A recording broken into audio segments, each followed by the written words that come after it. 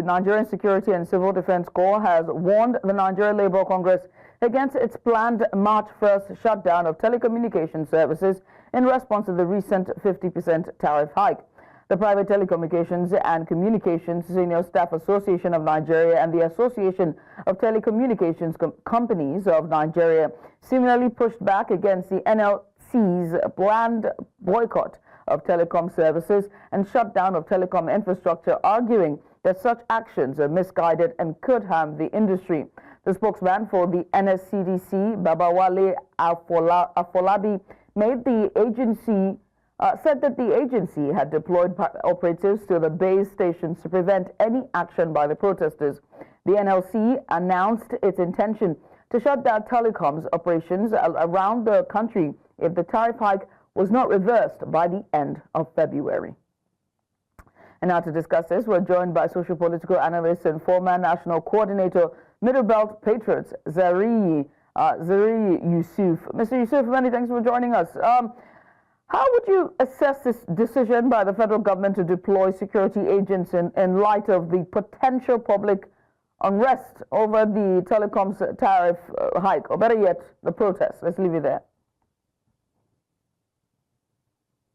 All right, thank you so much. It's an honor to be here. Honored to have you. Yes, to begin with, for the Civil Defense Corps basically to be deployed to either stop or suppress any civil action, which basically is the right of every Nigerian. I think it's unfortunate. We are just in a country where things have already fallen apart. So you see a lot of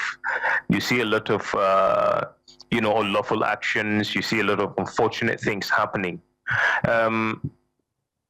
When you take what the telecommunications companies are doing is that they have tasted the waters, and basically it's almost a country where there is no law. It's almost a failed state. So basically you just sit down and you shoot a 50% tariff hike in the services you are supposed to render to citizens, considering even the economic state of the country. You would hope, or you would think, that the federal government would object to that. Yes, there are governments that look after the interest of their citizens, which is unfortunate. And first of all, I'd even tell you that my own suspicion would be that whatever it is the telecommunications companies did is basically in tune with possibly what the government forced them to do, which would likely go back to the coffers of the government to be stolen one way or the other. Because ordinarily, there are regulatory bodies that should look at these things before they happen. But like I said, it's almost a failed state where basically everybody could do whatever he wants. And when you hurt the masses, it is also okay to turn security agencies against them and tell them, do not cry. So it's an unfortunate situation. It's evil birthing evil. Evil has birthed evil to fix evil. Okay, right. So I do not necessarily blame the telecommunication companies for doing that. Like I said, my suspicion is that I just see the work of the federal government. That's all. Right. I mean, yeah. They're most likely with sites, security risks, concerns.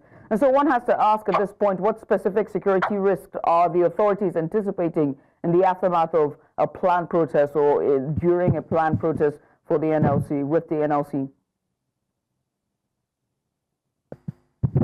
Being organized by the NLC, who equally have their own issues with planning and calling off, I do not see any security risks, in that regard. It's not actually a mob kind of action. It's just an organized protest, a boycott, shutting down and all of that. It's the most, the peaceful protest they want to do, whatever they want to do, is the most aggressive form of exercising their rights, as it is. No stones being thrown, nobody being killed, no tires being burnt or anything. But of course, to have a premise to crush any form of protest by the masses, and I'd say normally the NLC is supposed to be representative of the pains of the masses, regardless what sector takes that harsh decision. So, but it's an attempt by the government to ensure that henceforth, whatever decisions are taken, nobody does anything about it. So anybody could wake up in the morning and decide how he wishes to sell anything, and they get away with it. But I will still emphasize again, I still do not blame the telecommunication companies. I just see a government who intends to squander every money in the coffers of the government, to borrow and steal, and then at the end of the day, to force masses to pay up via exerting the taxes on them. So I think basically the telecommunications companies might just be trying to save themselves as well. I'm not exonerating them, but I see the source of the problem as the same people that are trying to use the civil defense to either stop the protest or end up crushing it. I don't see any threat coming from it as far as I am concerned, except it is the government through the civil defense that intends to instigate some form of violence to have a pretext to do whatever it is they want. Right. Mr. Yusuf, one of the problems one of the things that critics have, argued about Nigerian government is the communication when it comes to, policy change or policy statements. They said the communication has always been poor. Do you think that in this case it has been effective, that the government has been effective in communicating a stance on the telecoms tariff hike and, and the need for a tariff hike for the telecommunications sector? And how best can they improve its messaging to avoid escalations such as this? Is it that it's an all roundtable discussion with all stakeholders involved? Your take? At this stage, it's very, very anti-masses to think that hiking the prices of services, taxing people is the best way to sort the issue, because already people find it difficult to survive. A responsible government would have been taking steps to find the best ways to make life easy for people. But basically not by this. It began with, the price of PMS.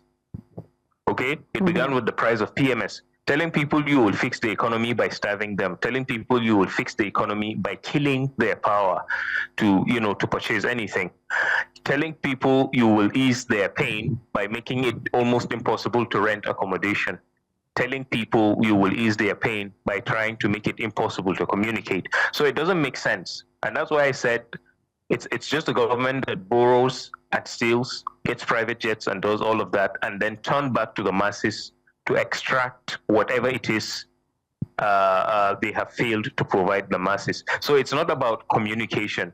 If something is evil and wrong, no matter how rightly it's communicated, it doesn't make any sense. So it's not a problem of the government failing to communicate its policies. These policies are anti-masses. These policies are not, I doubt if they are even in charge of what they are doing. It just looks to me as if wherever they are borrowing monies from, whoever runs them or whatsoever as puppets basically dictate all of these things to create a good market for certain kinds of people at the expense of the masses. I think that's basically what's happening. And there isn't any way you could communicate evil properly to people and they will accept it. It's not going to work. So you keep using evil, and it scares me. But we're out of time. I must say thank you for joining us. Social political analyst Zariyi Yusuf just giving us a bit of insight on the planned protest, and NSCDC saying that they're going to call off that protest and do everything they can to boycott it. Once again, thank you.